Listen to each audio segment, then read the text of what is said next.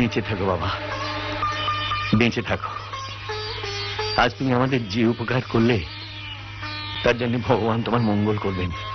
দেখুন স্যার, ভগবান আমার কি করবে না করবে আমি জানি না, তবে এই মুহূর্তে এই পাড়ায় আপনার অনেক কলম ধরা জর্জ ব্যারিস্টার ছাত্র থাকা সত্ত্বেও আপনার এই বিপদে কেউ সাহায্য করতে এগিয়ে এলো না।